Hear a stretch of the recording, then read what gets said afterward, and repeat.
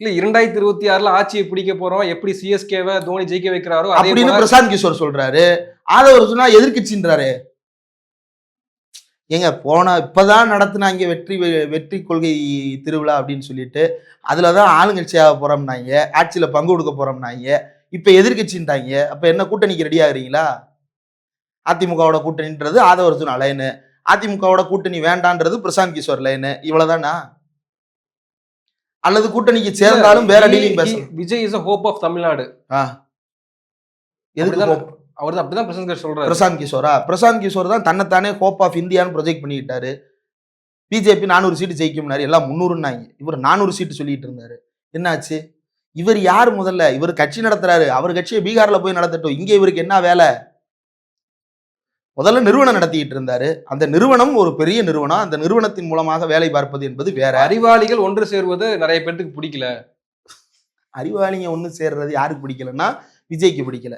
India கூட்டணியின் பேரால் அறிவாளிகள் ஒன்று சேருவது விஜய்க்கு பிடிக்கல. அதை உழைப்பதற்கான வேலையை செய்து கொண்டிருக்கிறார். விஜயனுடைய அரசியல் என்பது எந்த விதமான அறிவுபூர்வமான அனுபவமும் இல்லாத, எந்த விதமான அனுபவபூர்வமான அறிவும் இல்லாத ஒரு மோசடிவாத அரசியல் அப்படின்றது தான் யதார்த்தம். ஒன்றும் இல்லை. இப்போ பிரிட்டிஷ் காலத்தில் அஞ்சலி அம்மாள் விடுதலை போராட்டத்திற்கு போராடியவர் தானே இல்லையா? அஞ்சலி அம்மாள் பிரிட்டிஷ் ஆட்சி எதிர்த்து தானே போராடினாங்க. எங்கேயோ யாரோ இருந்து கொண்டு ஏகாதிபத்தியம் செய்கிறார்கள். ஒன்றும் இல்லை. காங்கிரஸ்லேயே தீவிரவாதிகள்னு தனி குரூப் இருந்தாங்கல்ல, திலகர் தலைமையில பிரிஞ்சாங்கல்ல. பிரிஞ்சவங்க என்ன தெரியுமா சொன்னாங்க?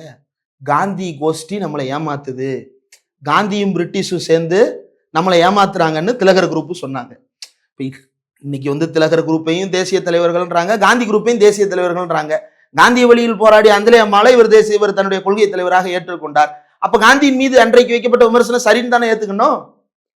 பிரிட்டிஷும் காந்தியும் சேர்ந்து ஏமாத்தினாங்க அப்படின்னு சொல்லிடலாமா? என்ன மோசடி இது? அப்போ இந்த அரசியல் அப்படின்றது, விஜய் முன்னெடுத்திருக்கக்கூடிய இந்த அரசியல் என்பது மோசடியான அரசியல். அவர் பேச்சில் எந்த தெளிவும் இல்லை அப்படின்றத வெளிப்படையாக புரிந்து கொள்ள முடிகிறது.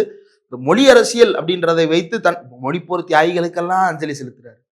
எதுக்கு அஞ்சலி செலுத்தணும்னு ஒரு விவஸ்தை வேண்டாமா? மொழிப்போர் தியாகிகள் எதுக்கு, என்னத்துக்காக தியாகம் பண்ணாங்க உயிரை? மொழி அரசியல், அதனை எதிர்க்கிறேன் அப்படின்னு தியாகம் பண்ணாங்களா?